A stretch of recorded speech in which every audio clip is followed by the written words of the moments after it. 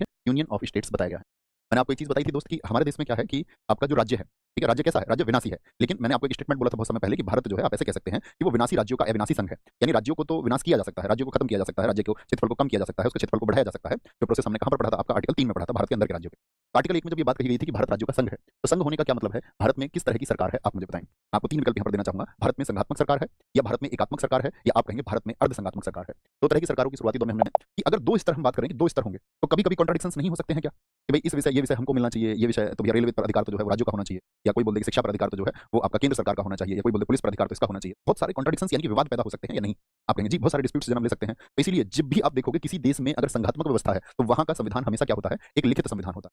क्योंकि भाई चीजें लिखनी पड़ेंगी ना कि भाई इस पे अधिकार इसको होगा, इस पर जो कानून बनाएगा ये आपका राज्य बना सकता है, इस पर आपका केंद्र बनाएगा। अगर मान के चलो आपका रिटन कॉन्स्टिट्यूशन ना हो, लिखित ना हो, तो अगर मौखिक हो तो फिर याद रहेगा क्या, कितने ज्यादा फिर डिस्प्यूट्स हो जाएंगे। हमारा तो मतलब ह्यूमन बिहेवियर है कि हम लिखी हुई चीजों को नहीं मानते, कई बार तो हम विवाद कर लेते हैं। तो इसलिए उन्होंने कहा कि भाई इसको संविधान में लिखित होना चाहिए। अच्छा, मुझे आपको एक ऐसा देश बताएं जिसका संविधान अलिखित है, अलिखित यानी कि लिखा हुआ नहीं है। मैंने आपको एक बहुत अच्छा सा सिद्धांत समझाया था प्यारे साथी कि अगर कहीं पर भी शब्द अलिखित आए तो ऐसा तो बिल्कुल हो ही नहीं सकता, अलिखित में भी कुछ ना कुछ भाग तो लिखित रूप से होता ही है। तो आप सबका आंसर आएगा यूके। तो यूके का संविधान अलिखित है, तो यूके में सरकार कैसी है, वहां पर संघात्मक सरकार नहीं है, यूके में आपका यूनिटरी गवर्नमेंट है। ब्रिटेन में कैसी है, आपका एकात्मक सरकार है, क्योंकि एकात्मक सरकार में आपका कुछ लिखने की जरूरत ही नहीं है, क्योंकि कोई विवाद ही नहीं है, स्तर ही नहीं है सरकार के, सिर्फ संघ स्तर पर सरकार है, केंद्र स्तर पर सरकार है। लेकिन जब कभी भी सरकार दो स्तर पर हो जाएगी तो विवाद जन्म ले सकते हैं, और वो विवाद जन्म ले इसके लिए संविधान लिखित होना चाहिए कि भाई ये विषय आपको मिलेगा, इस पर तो सरकार केंद्र सरकार कानून बनाएगी, इस वाले विषय पर राज्य सरकार, या ऐसे कौन से विषय होंगे जो आपका दोनों को दिए जाएंगे। ठीक है, ये बात आसान कर दी गई। तो साथ में याद रखना, ऐसे जहां पर संघात्मक व्यवस्था होती है वहां पे संविधान की सर्वोच्चता भी जरूरी है, यानी कि सुपरमेसी ऑफ कॉन्स्टिट्यूशन भी जरूरी है। क्योंकि अगर मान के चलो संविधान में लिख दिया और कोई संविधान ही ना माने तो फिर क्या फायदा। इसलिए संविधान की सर्वोच्चता भी जरूरी है। तो उस देश में फिर न्यायपालिका भी कैसी होनी चाहिए, स्वतंत्र होनी चाहिए, ताकि वो देखे कि भाई यहाँ पर जो है पालन नहीं हुआ है संविधान का, और उन चीजों को डिनाई कर पाए। बात क्लियर है, बताएंगे फटाफट से, बात क्लियर है, ठीक है। उससे मुझे बताएं आप, तो मैं कहूँ कि विधायी, विधायी शब्द से आप क्या समझते हैं, और मैं कहना चाहूँ कि आपको इसके बदले में उत्तर में एक ही शब्द लिखना है। तो मैं आपका एक बार आईक्यू लेवल देखना चाहूंगा, विधायी शब्द के बदले में एक अन्य शब्द आप क्या लिखना चाहेंगे। मैं आपकी भावनाएं समझ जाऊंगा, आप एक शब्द लिखें, ठीक है। और कानून कई साथियों ने लिखा, लॉ कई साथियों ने लिखा, यानी कि आप सब लोगों की बेसिक समझ एकदम क्लियर है। तो देखो कानून की बात आएगी, यानी कि कानून पर भी कॉन्ट्रडिक्शन होंगे कि किस पर कौन कानून बनाए। तो विधायी का इसलिए तो थी, किसके लिए, लॉ मेकिंग के लिए। प्रशासनिक से क्या मतलब होता है आपका, प्रशासन के लिए कोई दो शब्द लिखिए।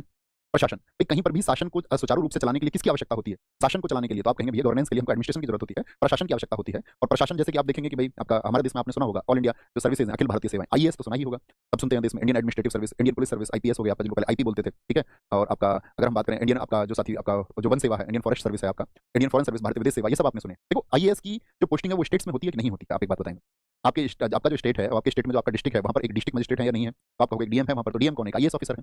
अब उनकी जो नियुक्ति है, उनकी जो भर्ती है, उस सब के अधिकार तो केंद्र के पास में है, लेकिन सेवाएं तो वो कहां पर देते हैं, राज्य में। अब राज्य का उन पर कोई कंट्रोल नहीं रह पाता उतना, ठीक है, बस ट्रांसफर रहता है। बाकी तो क्या बोलेंगे वो आपका किसके किसके अधीन रहते हैं, वो केंद्र के अधीन रहते हैं। तो राज्य अक्सर डिमांड करते हैं कि भाई इनको जो है हमको इसमें बारे में ज्यादा पावर्स नहीं है, और ये स्टेट में काम करते हैं तो ज्यादा पावर्स होनी चाहिए। जो अधिकारी कुछ ऐसे होते हैं जैसे प्रधानमंत्री कार्यालय में काम कर रहे हैं आईएएस, या मान के चलो देश के जो कैबिनेट सचिव है वो भी आईएएस है, ठीक है। तो ये कहा जाता है कि भाई उन पर ठीक है आप नियंत्रण रखो, लेकिन जो स्टेट में उन पर नियंत्रण स्टेट का रहने दो। तो बहुत बार विवाद चलते हैं। तो प्रशासनिक संबंध यहाँ पर है।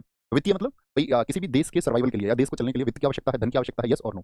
तो किस तरह के टैक्सेस कौन लगाएगा, कौन सा पैसा केंद्र सरकार के पास जाएगा, कौन सा जो पैसा है वो राज्य सरकार के पास जाएगा, संचित निधि क्या होती है, ठीक है, आकस्मिक निधि क्या होगी, ये सब हम इन्हीं में पढ़ेंगे और बहुत अच्छे से पढ़ेंगे। जैसे आप जानते हो आर्टिकल 266 में आ जाती है आपका फंड्स के बारे में हम जानते हैं, तो वो यहाँ पर कौन से फंड्स किसके पास जाएंगे, कौन से टैक्स कौन लगाएगा, तो ये सारी चीजें हमको पढ़नी होती है। बात क्लियर है। इन तीनों शब्दों का क्या अर्थ है हम समझ चुके होंगे। हम ऐसे आपका 5 चीजें हम आपको बताएंगे कब कब कौन कौन से वो 5 आपका स्थितियां होंगी। जैसे कि आप जानते हैं देश में राष्ट्रीय आपातकाल लगा हो तो क्या राज्य को आपका उस समय पर क्या उसका कानून प्रभावी होगा, आप कहेंगे नहीं। राष्ट्रपति शासन जब लगा हुआ हो, जब स्टेट खुद उसकी डिमांड करे, तो इस तरह से कुल मिला के 5 स्थितियों का जिक्र हम करेंगे। तो विधायी संबंध किसके आधार पर, क्षेत्र के आधार पर, विषय के आधार पर, और संसद का राज्य के विषयों पर, यानी कि स्टेट पर संसद भी कानून बना सकती है, लेकिन वो कब कंडीशंस होंगी वो हमको पढ़नी है। लिखें एक बार इस बात को, बल्कि नियम जो कानून जो है वो लोगों के लिए ही है। लेकिन क्या यूपी का कानून बिहार पर भी लागू हो जाएगा, मेरा क्वेश्चन आपसे ये है। मेरा क्वेश्चन आपसे क्या है, मैं और स्पष्ट इसको करूं तो मेरा क्वेश्चन है क्या ये उसी राज्य पर लागू होगा या अन्य राज्य पर भी लागू हो जाएगा, या स्टेट ने जो कानून बनाया वो अन्य राज्य पर भी लागू हो। तो आप क्या कहेंगे, आपका आंसर आएगा सारे साथियों का अभी तक नहीं। तो यहीं पर आपको सिर्फ इसका एक अपवाद है, लागू कभी नहीं होगा। आपका उत्तर एकदम सही है कि नहीं लागू हो, जनरली तो ये बनेगा, लेकिन एक अपवाद है, सिर्फ एक इसका एक्सेप्शन है कि कब बिहार में बना कानून अन्य देश के राज्य या अन्य राज्य, बिहार बोलो आप, यूपी में बना कानून या बिहार में, मान चलो बिहार में कोई कानून बना है, कब वो महाराष्ट्र के लोगों पर भी अप्लाई होगा, कब वो आपका हिमाचल प्रदेश या अन्य कोई भी स्टेट हो उस पर लागू होगा। तो इसको बोलते हैं, लिख लेना, यहाँ पर एक सिद्धांत आता है, छोटे से शब्दों में लिखना, क्षेत्रीय संबंधता का सिद्धांत। क्षेत्रीय संबंधता का सिद्धांत, इसका क्या मतलब होता है, याद रखना कभी भी अन्य राज्य पर लागू नहीं होगा, सिर्फ एक स्थिति होगी, क्षेत्रीय संबंधता का सिद्धांत, यानी कि इसको बोलते हैं doctrine, doctrine of territorial nexus. Doctrine of territorial nexus ये क्या होता है। जैसे मान के चलो बिहार सरकार है अब, या यूपी गवर्नमेंट आप मान लो, ठीक है, एक व्यक्ति तो यूपी का है, एक व्यक्ति यूपी का है, और एक व्यक्ति है यहाँ पर, कोई दूर से ले ले, ऐसा नहीं है कि सीमाएं मिली होनी चाहिए, बिहार लेने की जगह कोई और ले ले। जैसे हम यहाँ पर एक लेते हैं तमिलनाडु का व्यक्ति। अब यूपी गवर्नमेंट ने Tata iron and steel corporation पे टैक्स लगा दिया, और टैक्स देखो ना, तो वो टाटा आयरन का यहाँ पर कोई उत्पादन हो रहा था, उसकी बिक्री भी तमिलनाडु में हुई उस सामान की भी, लेकिन वो व्यक्ति जो है तमिलनाडु का रहता कहाँ है, वो यूपी में रहता है। अब वो वहां से सामान लेकर के आया, तो यूपी गवर्नमेंट क्या है उस पर कुछ टैक्स लगा सकती है, मतलब अलग अलग तरह के टैक्स। तो आप कहेंगे हाँ ठीक है ये अप्लाई हो जाएगा, यानी कि व्यक्ति वो तमिलनाडु का यहाँ पर रहता था, ठीक है, या महाराष्ट्र का व्यक्ति यहाँ पर रहता था, तो वो सरकार जो है उस पर टैक्स लगा सकती है। और वो टैक्स किस पे हो गया, ठीक है, मान के चलो थोड़े समय के लिए रहता है, मान के चलो वो ज्यादातर तमिलनाडु रहता है, तमिलनाडु में उसका व्यवसाय है, एक फैक्ट्री उसने तमिलनाडु में बना रखी है, एक फैक्ट्री उसने यूपी में भी खोली। तो जो यूपी की गवर्नमेंट है उससे कुछ टैक्सेस लेगी प्रोडक्शन के नाम पर कि वो यहाँ पर उत्पादन कर रहा है, जबकि व्यक्ति यहाँ का नहीं है। ये भी मान के चलिए। तो आप कहेंगे नहीं, व्यक्ति अगर यहाँ का नहीं भी है और यहाँ पर प्रोडक्शन कर रहा है तो इसी को बोलते हैं हम क्षेत्रीय संबंधता। ये क्षेत्रों के बीच में एक संबंध हो गया कि उसका व्यापार यहाँ पर है। तो उस स्थिति में उस महाराष्ट्र, तमिलनाडु, हिमाचल प्रदेश या पंजाब के रहने वाले व्यक्ति पर भी अगर वो यहाँ पर प्रोडक्शन कर रहा है, बेशक वो इस राज्य का निवासी नहीं है, तब भी टैक्स लगेगा। ओके, तब भी टैक्स लगेगा। तो बात समझ में आई, क्षेत्रीय संबंधता इसी को कहते हैं। ये आर्टिकल 200 पता है, ठीक है। डिफेंस बहुत पूछा जाता है, डिफेंस, मुद्रा और सिक्का बहुत महत्वपूर्ण है इसमें। तो मैंने बहुत महत्वपूर्ण विषय लिए हैं और आप इतने समझदार अगर होंगे तो आप आराम से गूगल भी करोगे तो 100 के 100 विषय जैसे हो, नहीं मैं तो 100 विषय याद करूंगा। पहली बात तो ऐसी जिद में मत पड़ना, ठीक है। क्या बोलेंगे, विदेश मामले हो गए, फॉरेन अफेयर्स पूछा जाता है। विदेश मामले स्टेट को नहीं दिया जा सकते। एटॉमिक एनर्जी का मामला आप जानते हैं, प्रधानमंत्री जिस मंत्रालय को अपने पास ही रखते हैं, केंद्र का मामला। रेलवे स्टेट को नहीं दिया जा सकता। सिटीजनशिप आपका साथी स्टेट को नहीं दिया जा सकता। आप जानते हैं स्टेट नागरिकता पर कानून कौन बनाता है, ये तो आप पढ़ ही चुके हैं, तो बहुत आसान सी चीज है। बीमा हो गया, इलेक्शन हो गया आपका, तो ये सब किसको दिए गए हैं, ये संघ को दिए गए हैं, सेंटर को दिए गए हैं। बहुत बढ़िया, बहुत बढ़िया सर। इस किताब को कैसे ऑर्डर करें, और वहाँ पर दिल्ली पुलिस वो केंद्र के पास में है, ठीक है। जनरली राज्यों की पुलिस, क्योंकि वो तो यूटी है, तो राज्यों की जो पुलिस है वो राज्य के अधीन होती है। यूपी पुलिस है तो यूपी सरकार के, जितनी भी जेल होंगी, ठीक है, जेल होंगी। आपका शराब की बात हो गई, आपका संचार कम्युनिकेशन हो गया, पशुपालन बहुत महत्वपूर्ण है। किसी भी तरह का पशुपालन हो, मत्स्य पालन हो, इसमें कृषि सबसे इंपॉर्टेंट होता है। कृषि, तो कृषि के लिए क्या चाहिए, जल चाहिए, जल आपूर्ति, जल आपूर्ति, सिंचाई चाहिए, ठीक है। नेशनल हाईवे किसके पास में थे, सेंट्रल के पास में। ओके, पुस्तकालय हो गया आपका, ये इंपॉर्टेंट है, बहुत पुस्तकालय इंपॉर्टेंट है। भारत के भीतर तीर्थ यात्रा, देखो बड़ी महत्वपूर्ण बात है। जब आप तीर्थ स्थानों की यात्रा करेंगे भारत के भीतर, तो वो राज्य सूची का विषय होता है। लेकिन मान के चलो आप भारत से बाहर कहीं तीर्थ यात्रा पर जाएं, जैसे मुस्लिम समाज के लोग आपका जा सकते हैं कहां पर, जो आपका मुस्लिम है वो आपका जानते हैं हज यात्रा पर जाते हैं। या आपका हिंदुओं की अगर हम बात करें, भारत के पड़ोसी देशों में अन्य हिंदू मंदिर भी हैं ना, ये तो जानते हो ना सब, जैसे पशुपतिनाथ है भारत से बाहर है। तो अन्य स्थान पर आप जाएं कहीं पर भी, तो वो जो जब आप तीर्थ यात्रा कर रहे हैं तो वो क्या होगा, वो आपका साथी, वो आपका संघ सूची का हो जाएगा। लेकिन भारत के अंदर एक मंदिर, मस्जिद, गुरुद्वारा आप कहीं भी जा रहे हैं तो वो सब क्या होगा, वो भारत के भीतर तीर्थ यात्रा होगी। अस्पताल बहुत महत्वपूर्ण है, ठीक है। और आपका जितने भी पब्लिक की चीजें, पब्लिक हेल्थ हो, पब्लिक ऑर्डर हो, ठीक है। और साथ में लोकल गवर्नमेंट मैंने कल भी आपको बताया, वो राज्य सूची का विषय है। यानी कभी भी मैं आपसे पूछूं नगर पालिका और ग्राम पंचायत की सूची के विषय है, तो स्थानीय स्वशासन यानी स्थानीय सरकार, लोकल सेल्फ गवर्नमेंट हमने पढ़ा था, हमने बताया था, इनको राज्य सूची में रखा गया। बात क्लियर है, ठीक है। तो कल ही आया था एग्जाम में, हमेशा पूछे जाते हैं दोस्त, हमेशा पूछे जाते हैं एग्जाम्स में। जाने न्यायालय वाले मैटर ज्यादा है। सी आपका क्रिमिनल प्रोसीजर है, जैसे कि क्रिमिनल प्रोसीजर क्या होता है, किस व्यक्ति को कैसे गिरफ्तार किया जाएगा, इसको इंट्रोड्यूस किया गया था 1973 में। क्रिमिनल प्रोसीजर कोड, दंड प्रक्रिया संहिता लागू तो हुई थी 1 अप्रैल 1974 से, ठीक है। और आईपीसी के बाद में कैसे प्रक्रिया होंगी, तो क्रिमिनल प्रोसीजर होगा। राज्य की सुरक्षा, विदेश की सुरक्षा तो होगी, वहां पर रक्षा, यह है राज्य की सुरक्षा। विवाह और तलाक के मामले, अब विवाह और तलाक से समझ लेना, गोद लेने के मामले, उत्तराधिकार के मामले, ठीक है, आपका उत्तराधिकार के मामले होंगे। कृषि भूमि के अलावा संपत्ति का हस्तांतरण, यानी कृषि भूमि इसमें नहीं है, क्योंकि कृषि कहां पर चला गया, भूमि चला गया राज्य के पास में। जितने भी कॉन्ट्रैक्ट साइन होते हैं, कोर्ट का विषय हो गया ये भी, ठीक है। कार्रवाई योग्य गलतियां, एक्शनेबल रॉन्ग्स, आपका कोई ऐसा एक्शन है, कोई बैंकरप्ट हो गया, बैंकरप्ट मैंने बोला था कि वो कोई जो उस पर कर्ज था उसको तय समय सीमा में वो नहीं चुका पाया है, तो बैंक उसको बैंकरप्ट बोल देता है। विश्वास कारणों के लिए निवारक निरोध, प्रिवेंटिव डिटेंशन, किसमें नजरबंद किया जा रहा है। न्याय को कहां पर रखा गया है, साक्ष्य और शपथ को कहां पर रखा गया है, साक्ष्य और शपथ को, ठीक है। जैसे नागरिक प्रक्रिया हो गई, हम सब करके बताएं, बात समझ पा रहे हैं, जितना कि आपका जो कोर्ट प्रोसीजर ज्यादातर, न्यायालय की अवमानना का गुनहगार, जानवरों के प्रति क्रूरता की रोकथाम। अब देखो यहाँ पे देखो वन, तो वन को बहुत महत्वपूर्ण मार्क करना, ठीक है। एक पॉपुलेशन कंट्रोल और परिवार नियोजन, population control and family planning हो गया। ट्रेड यूनियन बहुत महत्वपूर्ण है। शिक्षा अक्सर पूछा जाता है, शिक्षा की सूची का विषय है। फूड स्टाफ हो गया, प्राइस कंट्रोल हो गए, मूल्य नियंत्रण और स्टाम्प शुल्क जो होते हैं, स्टाम्प शुल्क। तो देखो मैंने एक शब्द आपसे लिया था कि 5 ऐसे विषय थे जिनको साथी कहां पर जोड़ दिया गया था, तो उन 5 विषयों को जरूर लिखना। यहाँ पर नोट बना के स्क्रीनशॉट में आप लेंगे तो अपनी कॉपी में बाद में जरूर नोट करना।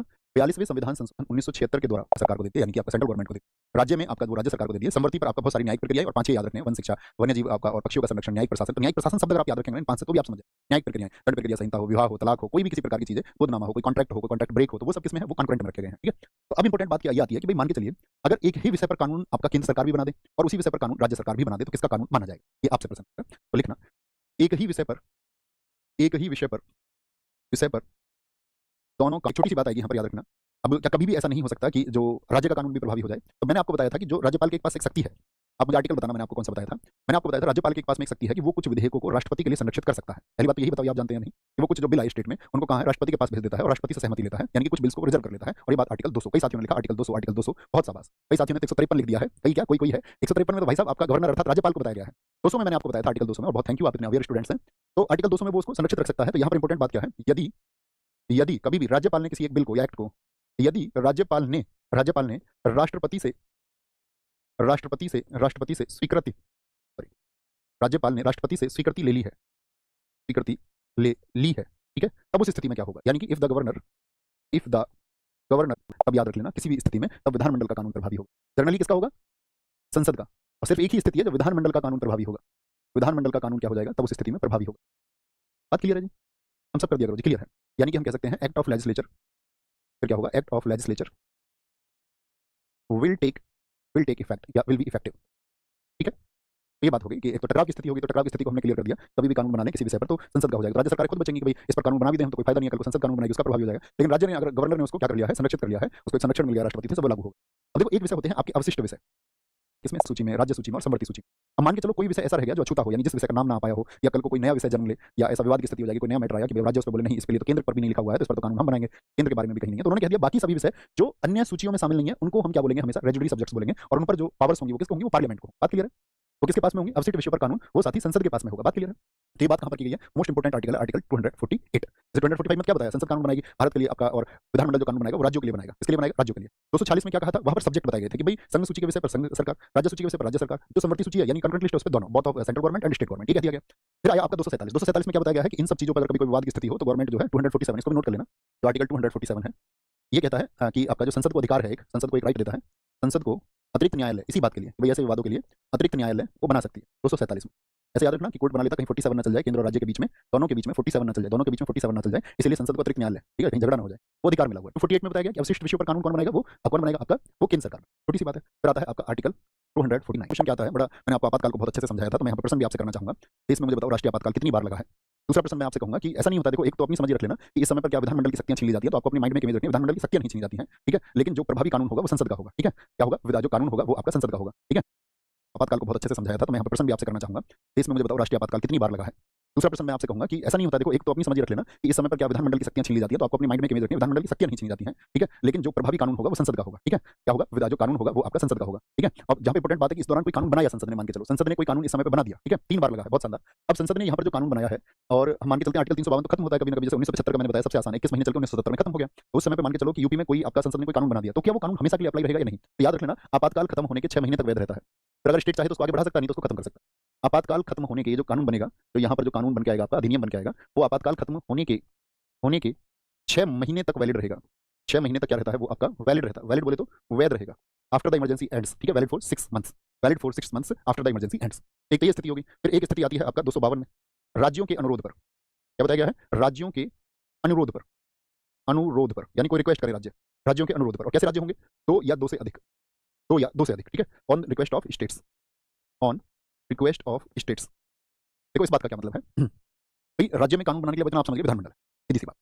लेकिन कभी ऐसा हुआ कि दो या दो से अधिक राज्य, 2 3 4 5 6 जितने भी राज्य हैं, मान चलो यूपी है और बिहार है, इन्होंने आपस में बोला कि भाई ये जो है थोड़ा पेचीदा मसला है, और इस पर एक काम करते हैं कि संसद से ही कह देते हैं कि भाई इस पर हमारे लिए कानून बना दो। तो यूपी और बिहार दोनों गवर्नमेंट ने कहां से रिक्वेस्ट किया? आपका पार्लियामेंट से रिक्वेस्ट किया, संसद से इस बात के लिए अनुरोध किया कि इस विषय पर हमारे लिए कानून बना दो। कई राज्यों ने इसके लिए पहले किया भी है, जैसे वन्यजीव संरक्षण अधिनियम आया था हमारे यहाँ पे, वाइल्ड लाइफ प्रोटेक्शन एक्ट आया था 1972 में, कब आया था? सितंबर 1972 में जब आया था, तो उसके लिए कई राज्यों ने संसद से ही आग्रह किया था। तो क्या बोलेंगे? उसके लिए एक राज्य नहीं होगा कभी, ऐसा नहीं। एक राज्य क्या है? आप अपने लिए बनाओ, खुद आपके पास लेजिस्लेचर है, आपने पढ़ा ना लेजिस्लेचर आर्टिकल 168 में, आपके पास कहीं पर विधानमंडल है, विधानमंडल में क्या है? विधानसभा, तो हर स्टेट के पास है कि आप अपने यहाँ बनाओ उसको। लेकिन जब 2 से ज्यादा हो गए तो लगा कि भाई ये सामरिक महत्व का है, और ये क्या है? राष्ट्रीय हित का मुद्दा हो गया, और राष्ट्रीय हित के मुद्दे पर हमेशा क्या है? संसद हेल्प करती है। तो क्या बोलेंगे उसका? तो राज्यों के अनुरोध पर, ठीक है। अब आप कहेंगे 251 कहां गायब हो गया? तो ये भी तो क्वेश्चन बन सकता है, तो वो छोड़ दो उसको ना। 251 का क्या मतलब है? 251 में विधि बताइए कि आर्टिकल 249 और 250 में जो किया गया है उसका वर्णन किया गया है, ठीक है, वो कहीं विधि संगत नहीं। 252 हो गया, 252 के बाद में फिर आता है आपका आर्टिकल